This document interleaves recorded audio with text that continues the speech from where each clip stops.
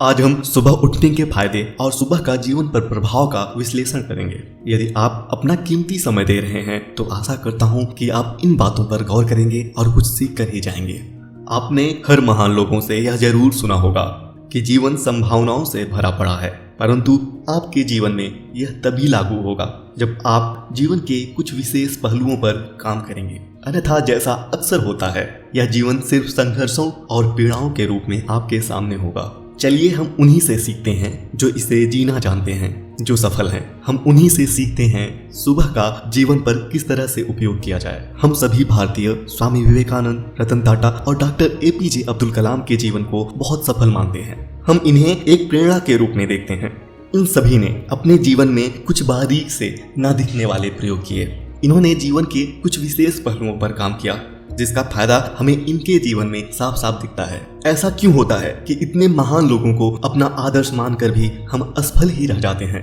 यदि मैं आपसे कहूं कि आंख बंद करके रोशनी को देखें तो यह मूर्खता होगी, क्योंकि जब आप आंख बंद करेंगे तो आपको सिर्फ अंधेरा ही दिखेगा।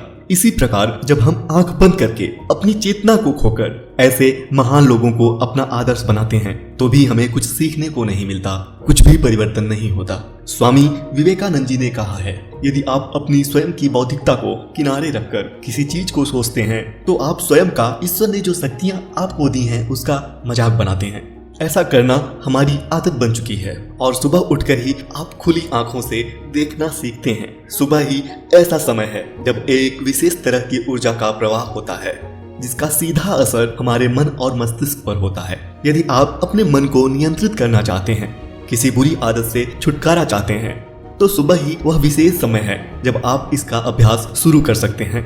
इस समय जब आप कुछ तय करते हैं, कुछ सोचते हैं, तो इसका सीधा असर आप पर होता है। आप जितने भी सफल लोगों को देखेंगे उन्होंने अपनी सुबह का सही इस्तेमाल किया है। यदि आप अपनी सुबह को अपने लक्ष्य के लिए केंद्रित करते हो तो आपका पूरा दिन, आपका पूरा ध्यान उस लक्ष्य के लिए समर्पित होगा।